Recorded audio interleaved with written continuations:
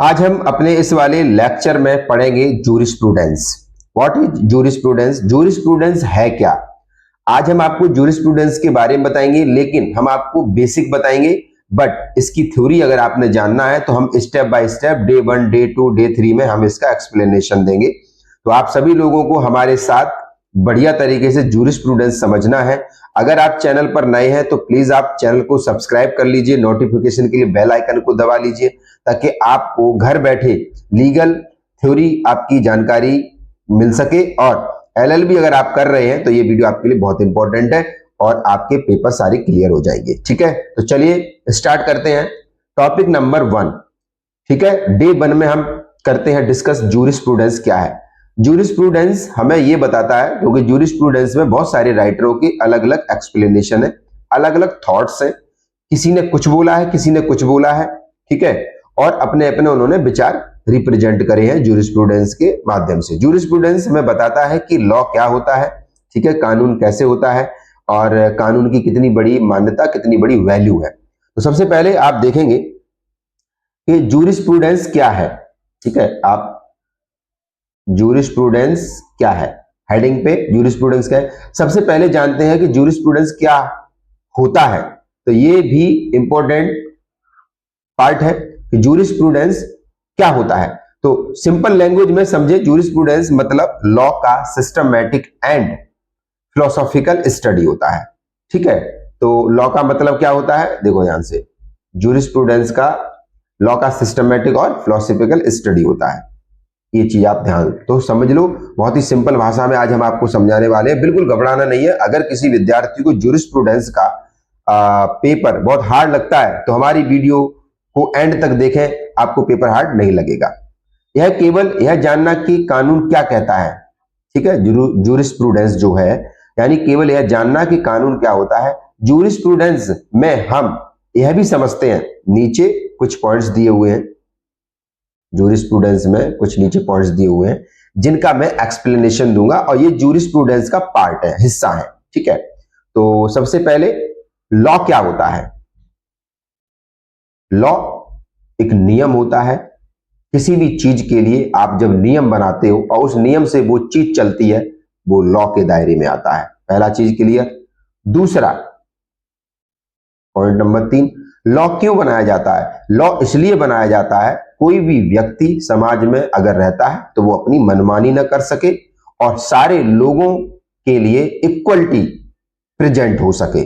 बहुत सिंपल भाषा में आपको समझाएंगे, इसी को ध्यान में रखना है। ठीक है, इसलिए लॉ बनाया जाता है और कोई भी गलत कार्य ना हो। लॉ का उद्देश्य क्या है। नंबर 4, लॉ का उद्देश्य है कि समाज को सुरक्षा देना, समाज को एक व्यवस्थित तरीके से बनाना और उस समाज में रह रहे लोगों के अधिकारों की रक्षा करना और सारे लोगों के जीवन में शांति व्यवस्था बना के रखना, इसलिए लॉ का उद्देश्य होता है। चौथा है जस्टिस। जस्टिस वाला जो पॉइंट है ये बहुत इंपॉर्टेंट है। जस्टिस मतलब न्याय। समझिए बहुत सिंपल तरीके से कि ए ने, जस्टिस क्या होता है मैं यहां पर आपको बताता हूं। जस्टिस क्या होता है, जैसे ए ने बी को थप्पड़ मारा, क्या मारा, थप्पड़ मारा। बी को थप्पड़ मारा तो बी को वो और भी कुछ मार सकता था, डजंट मैटर। ठीक है, क्योंकि कुछ भी हो सकता है। जब अपराधी अपराध करता है तो ये नहीं दिखता ये कितना बड़ा है कितना छोटा है। ठीक है, ए ने बी को थप्पड़ मारा तो बी की इंसल्ट हुई, तो बी को न्याय चाहिए। तो जब बी को न्याय चाहिए तो बी क्या करेगा, बी हमारा कोर्ट में जाएगा, कोर्ट में जाकर के वो न्याय की गुहार लगाएगा और इसी को कहते हैं जस्टिस। कोर्ट डिसाइड करेगा, ए और बी की दोनों पक्षों की बातें सुनेगा और एविडेंस के आधार पे ये चीज डिसाइड होगी और बी को न्याय मिलेगा। तो इसलिए जस्टिस क्या है आप समझ आ गए। राइट्स एंड ड्यूटीज क्या है, ये भी पार्ट बहुत इंपॉर्टेंट है। पॉइंट नंबर 6, पॉइंट नंबर 6 में ये बोला गया राइट्स एंड ड्यूटीज, यानी कि समाज में रह रहे हर व्यक्ति के अधिकार भी होते हैं और उनके कर्तव्य भी होते हैं। अधिकार मीन्स यानी कि हम जब अपने अधिकारों की बात करते हैं, हमें ये चीज चाहिए, इसके हम हकदार हैं। ठीक है, जिस चीज में हमारा हक होता है वो अधिकार में आता है। और ड्यूटीज क्या है, हमारा कर्तव्य क्या है कि हम अपने अधिकारों का हम अपने अधिकारों की मांग करें तो शांति पूर्वक व्यवस्थित तरीके से करें, जो लॉ इजाजत देता है जिस चीज की, तो वो हमारी ड्यूटीज यानी कर्तव्य में आता है। हमारे कर्तव्य क्या है, हमें क्या करना चाहिए। ठीक है, लॉ और सोसाइटी का क्या रिलेशनशिप में, ये पॉइंट बहुत इंपॉर्टेंट है।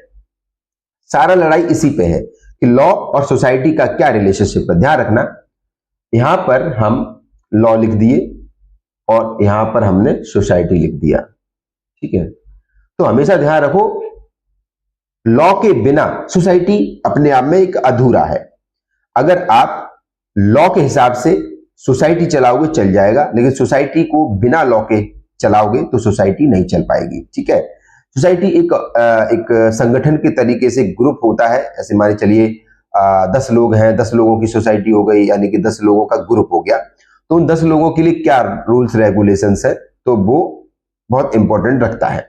तो लॉ के बिना सोसाइटी अधूरी है, सोसाइटी के बिना लॉ, ठीक है, लॉ काम नहीं करता। तो हमेशा ध्यान रखें कि लॉ और सोसाइटी का रिलेशनशिप अपने आप में एक बहुत बड़ा प्रमाण है, बहुत बड़ी ताकत है, क्योंकि लॉ के बिना सोसाइटी कोई भी चीज आगे लेकर के नहीं जा पाएगी, या ना सोसाइटी सुरक्षित रहेगी। सोसाइटी में रह रहे लोगों के लिए भी खतरा होगा अगर लॉ नहीं होगा, क्योंकि लोग सोसाइटी में रहेंगे तो अपना मनमानी करेंगे, और जब मनमानी होती है यहाँ पर चीजें, तो वहां पर सारी चीजों को खतरा पैदा हो जाता है। इसलिए लॉ और सोसाइटी का बहुत गहरा रिलेशनशिप है। इसलिए यहां पे देखो, इसलिए जूरिस्प्रूडेंस को हम लॉ की थ्योरी कहते हैं। घुमा फिरा के बात वहीं आ जाती है। इसलिए जूरिस्प्रूडेंस को हम क्या कहते हैं, लॉ की थ्योरी कहते हैं। यानी कि जूरिस्प्रूडेंस में सब कुछ समझाया गया है कि कैसे सोसाइटी में रहना है, सोसाइटी के लिए क्या लॉ होने चाहिए, जस्टिस कैसे मिलता है, लॉ क्यों जरूरी है, ये सारी चीजें हमने इस वाली वीडियो लेक्चर में सीखी।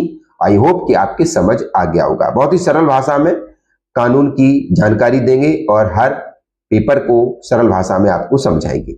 ठीक है, तो फिलॉसफी का स्टडी भी समझ सकते हैं। अगर आपको क्वेश्चंस आए कि व्हाट इज जूरिस्प्रूडेंस, जूरिस्प्रूडेंस क्या है, तो आप ऊपर से देखा हुआ आप बोल देना कि सिंपल लैंग्वेज में जूरिस्प्रूडेंस का मतलब है लॉ का सिस्टमैटिक और फिलोसॉफिकल स्टडी। दैट्स इट, हो गया। दूसरा चीज क्या है, फिर इसको आप ज्यादा डीपली में अगर आपको बताना है जूरिस्प्रूडेंस को, तो लॉ क्या है, लॉ क्यों बनाया जाता है, ये सारे जूरिस्प्रूडेंस के पार्ट है हमारे। तो आई होप कि आपके ये वीडियो समझ आ गई होगी।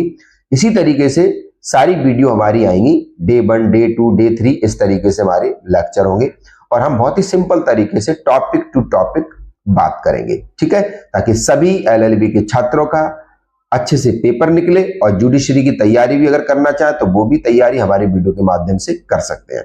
आज आपने देखा कि किस तरीके से हम जूरिस्प्रूडेंस का सिंपल थ्योरी समझे, और नेक्स्ट वाली जो हमारी वीडियो आएगी, इसके नेक्स्ट वाला जो पार्ट है, यानी कि ये जो पार्ट था हमारा डे 1 का था,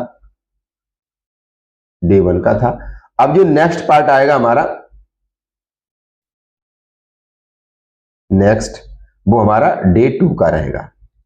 हर दिन आपको वीडियो मिलेगी। ओके, और जूरिस्प्रूडेंस बहुत ही मस्त है। बहुत लोगों को ये इरिटेट करता है क्योंकि ये थ्योरेटिकल ज्यादा होता है, बट हम जब आपको अच्छी भाषा में समझाएंगे तो आई होप कि आपको ये प्रॉब्लम फील नहीं होगी।